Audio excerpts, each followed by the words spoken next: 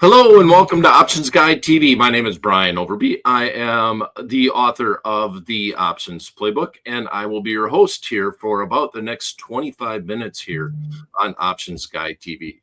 So the markets are very, schizophrenic a little bit in that can't really decide if the markets want to go up or if the market wants to go down. And that has been an issue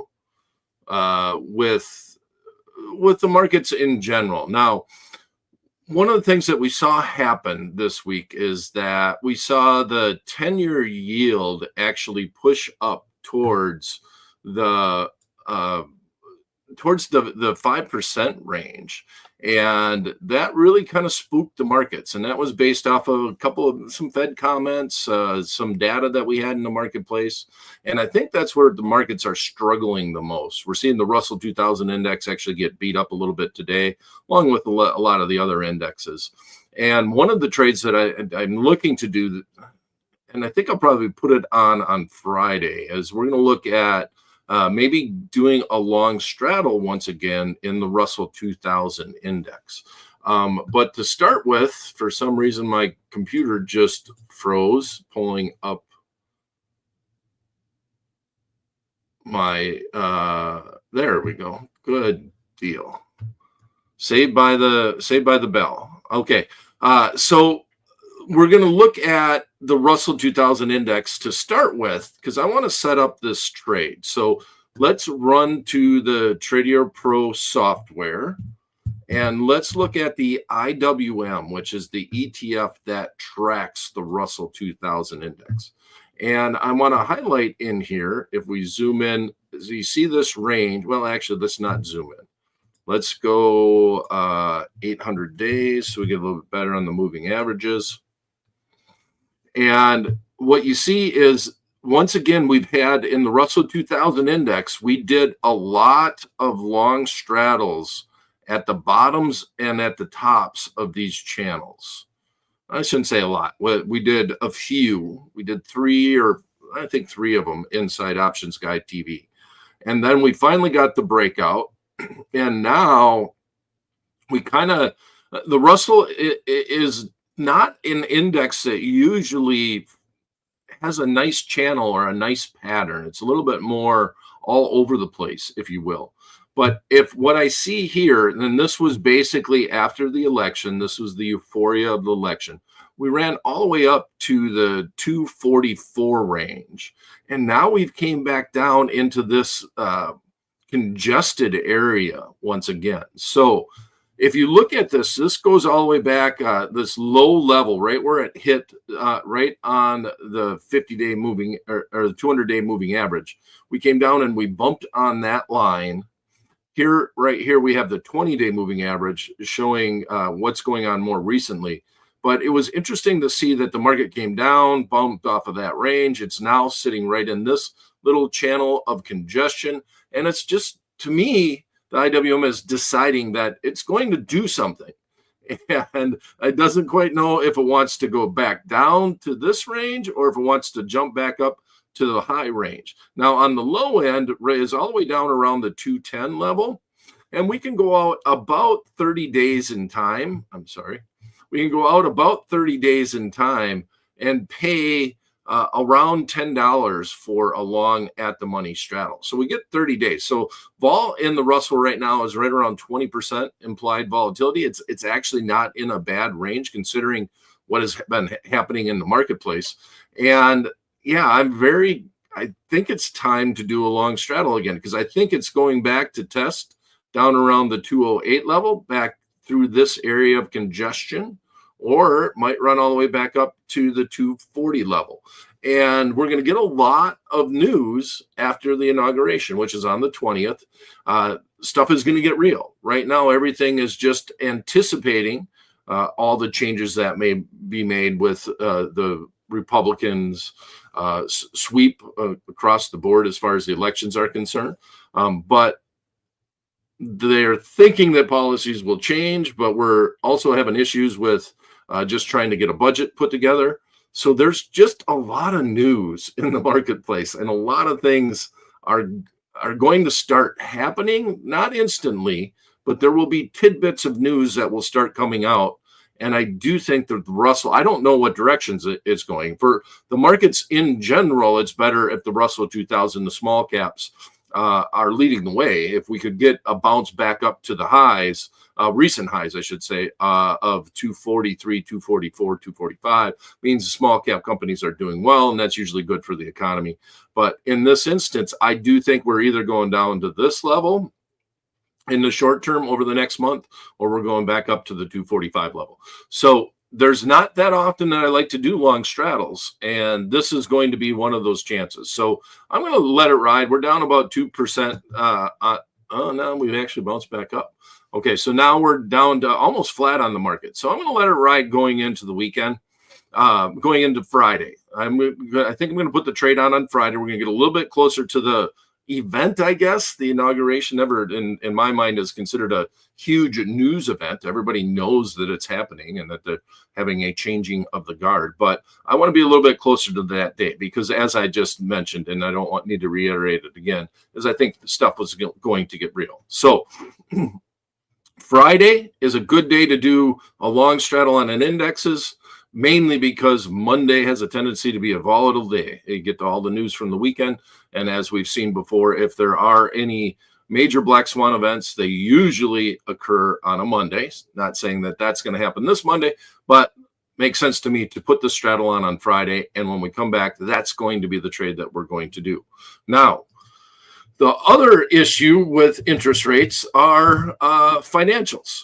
And actually, let's run back to the charts again. I'm sorry to be a little disjointed, but my computer froze right as soon as we kicked off the show. So here's the XLF, and here's the election day, and here's what we saw happen in the financials. And this has hardly any volatility at all. The XLF trades at probably 19% implied volatility. It's just not a big looking at 30-day vol. And man, we had to run up, and I really thought financials were going to take off, but then the bond market decided to start messing with the stock market again. And the bond market started creeping up, even though the Fed was anticipating that they were going to cut rates.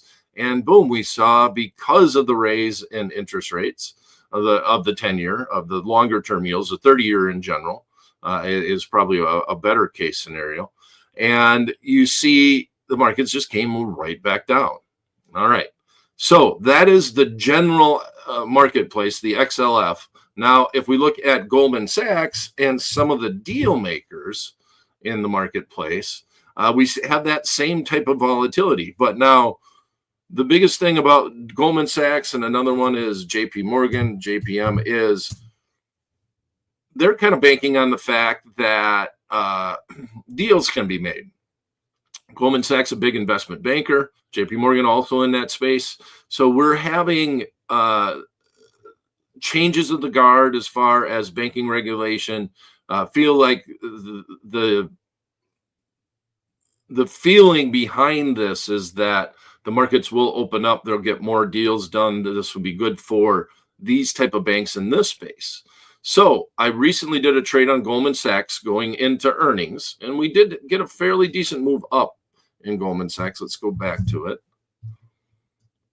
And once again, we bumped all the way up. So since we did the trade on Monday, we had a fairly decent move all the way up to almost the 600 level. And that's actually where our short call option is at. And now it's came back down. We are doing a diagonal trade. Earnings are coming. And we bought an expiration that is after the earnings date. And this trade was real interesting in that it's moved up towards this range. We'd wanted to get back towards the 600 level, not going beyond. And we want that to happen before our short-term expiration date. So here's Goldman Sachs right now. Strong move up at the beginning of the week. Now we're back down to basically giving up everything that the gains were. And so I want to go back and reiterate this trade. We talked a little bit about it on the last Options Guide TV. But when we put this trade together, we went out to the January 24th expiration. And inside the Tradier Pro options grid, we highlight that this is the earnings. This date is affected the earnings. Right now, it's looking like January 15th is going to be the earnings date. So these expirations will contain the earnings. And you can see that with the difference in implied volatility. So January 10th expiration implied vol is 28. The January 17th is 39. And it keeps that volatility skew going out to the later months. So here's our option contract that we bought. And what is happening, it's just a good lesson in option pricing. So we bought the 595 strike call option. This is the one we bought. And we sold the January 10th, the option contract that does not contain the earnings on purpose. So we didn't sell high vol, we sold low vol. And that is trading right now at 15 cents. We only have 2 days remaining to that expiration date. So when we put this trade on, and I'm gonna zoom out a little bit here and come back. All right, let me show you this screen grab just for a second.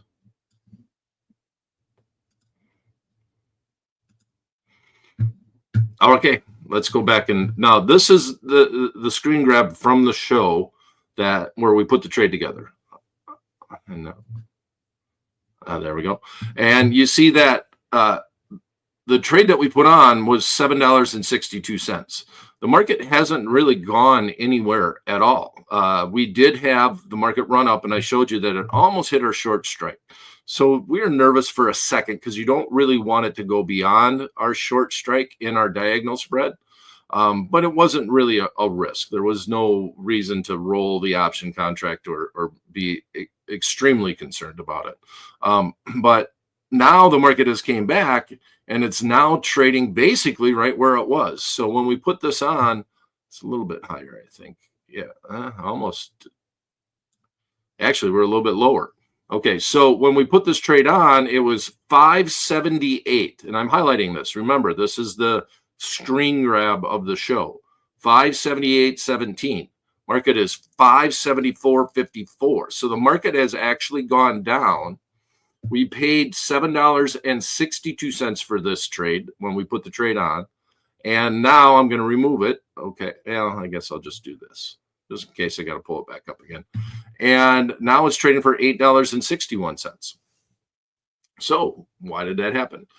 Like I said, this is just the reason why I wanted to talk about this is that this is just such a good example of option pricing and how important implied volatility is.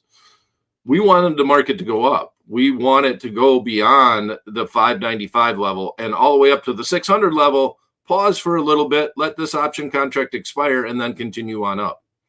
We have an earnings date. So what has happened is implied volatility when we put this on was down around the 30% level, 32, 33. Now it's at 39.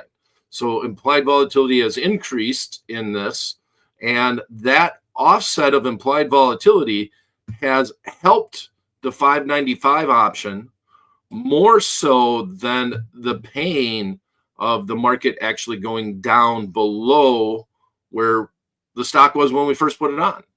So implied volatility won this battle so far. And we've had an increase in vol, which has increased our 595 strike. We've had large time decay on the 600 strike option contract. And we are up $1 on the trade, even though the market hasn't gone the right direction. And that's just setting up a trade, I guess correctly is the best way to say it, where you're trying to get volatility on your side. You're trying to take that dynamic where battling implied volatility, if you're buying option contracts, is always an issue. And we just happen to have a scenario where we had the market run up and then come back down. Now it's trading a little bit lower than when we first put it on, but we're still profitable on the trade. So with this said, when we get to the second, we have a decision, which is going to be this Friday. This option contract is trading for next to nothing. So we can do one of two things. We can ride it into the earnings report and hope that we're going to see some good numbers. I think Goldman Sachs is getting a little bit beat up along with the rest of the industry because of the increase in interest rates. Increase in interest rates are usually just not good in general for banks, but I do think that we're going to get some positive comments just about forward-looking numbers for Goldman Sachs and JP Morgan. Now, that would be in the conference call afterwards, see where their numbers are at. But I think it's being drugged down with a lot of the just banking sector in general, not as much on the investment banking sector. So I have a tendency to want to ride it into earnings. And what I would look to do then is we bought this option contract. We are profitable on the one that we sold. Is we would close this option contract out, the 600 strike, which is down below, and then go out to the 24th and sell another option contract. So here's the 24th position. 595 is where it's at. So we'd probably sell something right now where we're going to get a decent clip of money. $8, bring in $2. Well, let's make it a nice round number. So we're going to go 35 points out, and we can bring in $1. Let's call it about $1.45 at the midpoint. That's where the midpoint is at right there, $1.45. So on Friday, I don't think there's any need to do this at this point in time. We'll let this option contract expire or be trading for less than 15 cents. And we will buy that back, and we're going to roll out and look at the 635. I especially don't want to do it today on the down day, because I do kind of think as we go into the weekend, we might get a couple up days, because that's really what the market's been doing. 2 down days, and then we follow up with 2 up days. And that's the Goldman Sachs trade. Okay, so next, what we have on, and a chance to learn once again, is we put on an SPX trade on Monday's show. And what we did was we sold an at-the-money option contract and bought an in-the-money option contract. The market did go up when we did that trade. And let's go back and look at the chart. But now the market has, once again, 2 days of sell-off. So let's pull this up. So if we go back to Monday, and let's zoom out a little bit here, okay.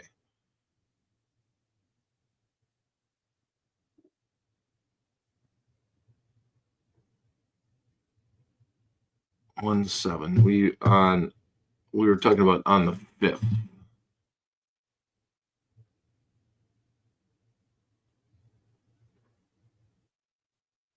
So on the 6th, here's where we were at.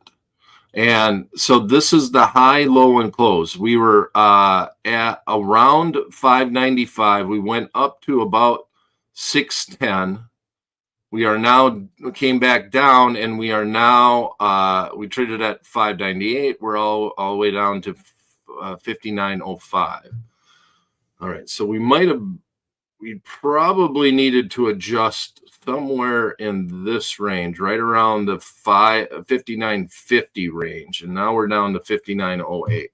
So let's set up the trade. Let's put in SPX. And we're going to look at the expiration date that we have on January 8th. We got January 9th.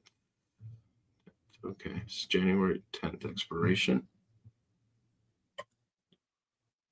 And we would have probably wanted to adjust it yesterday, but I'm going to still look at this. Okay, so we're buying the 6,000 and we're selling the 610. Okay, so we put this trade on for $6, and we can now take it off for $1. So we could just sell it and get out. And like I said, the market's moved a little bit too much against us, and we could salvage $1, which if I wasn't going to do anything, that would be the trade that I would look to do. Now, the adjustment would be to take off the 6,000, sell another 610, and then buy the 620.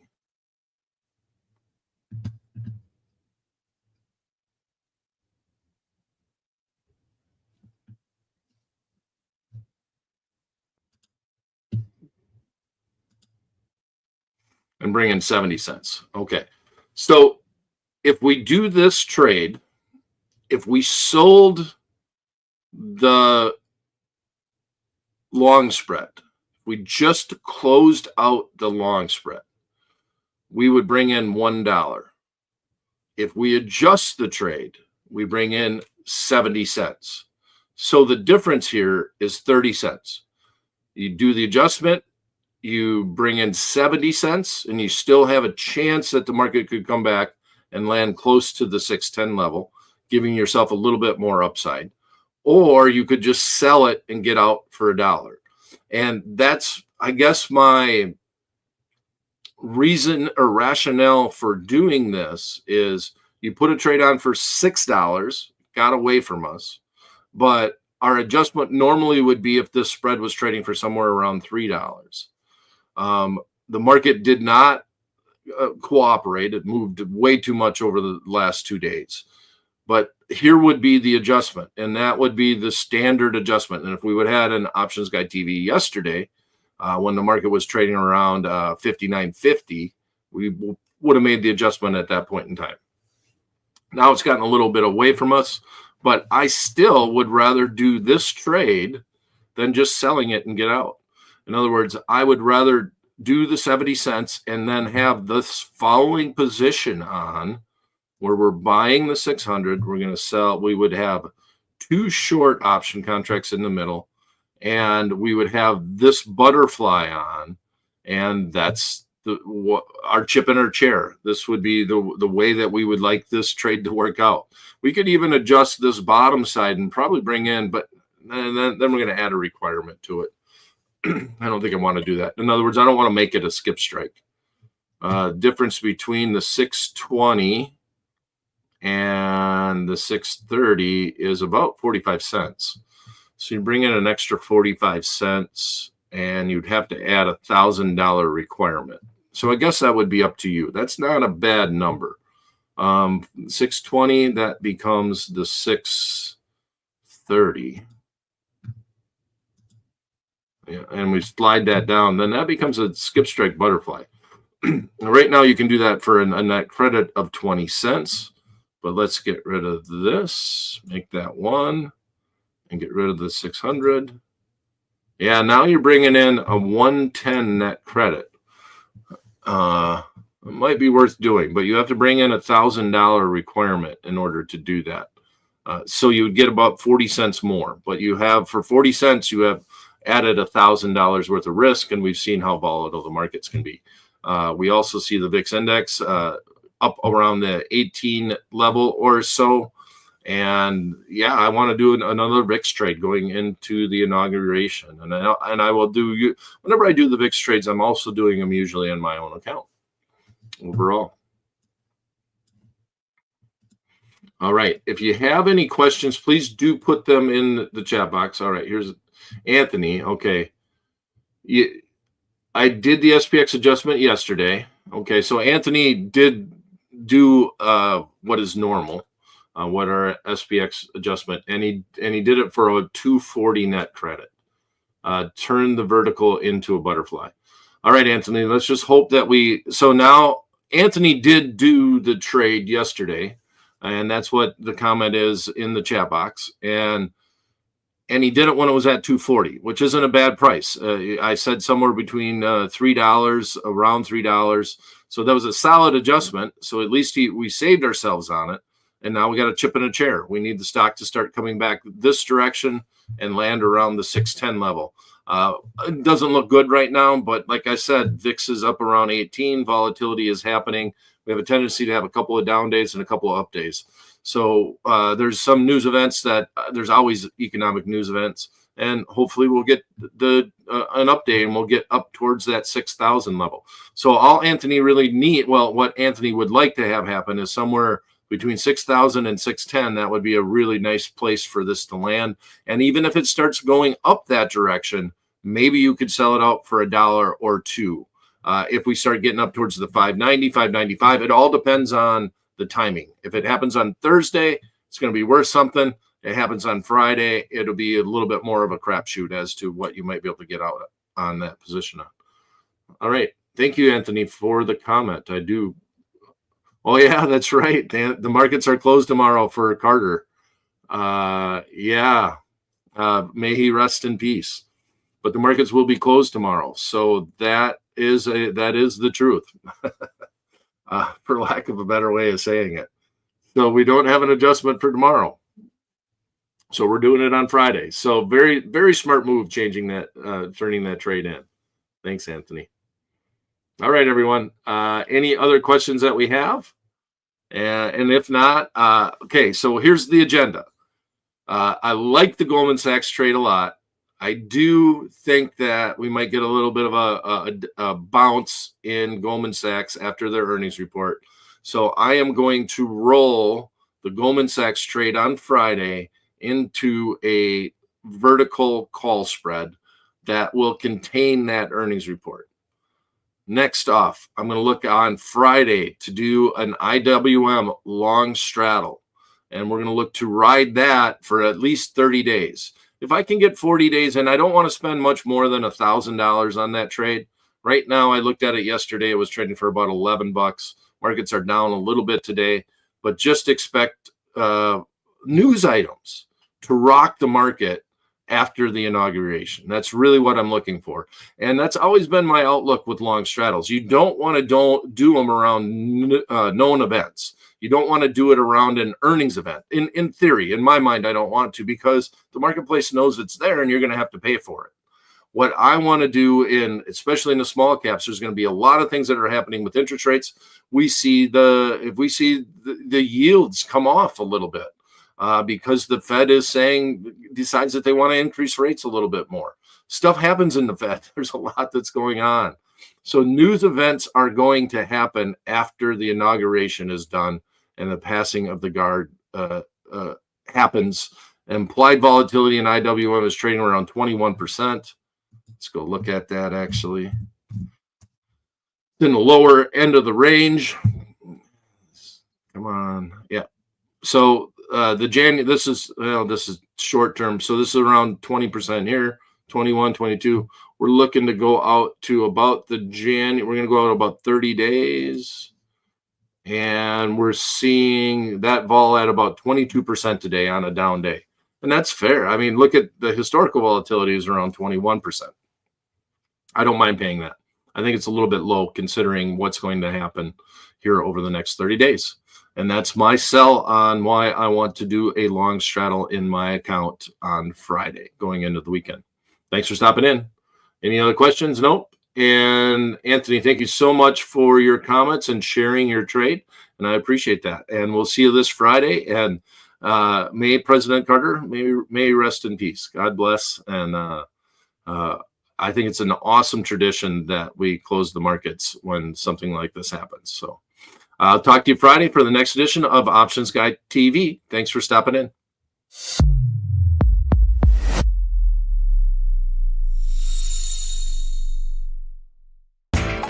You know how the financial world goes. Here comes the buzzkill. Please make sure to take some time to read this boring disclaimer. We will owe you one.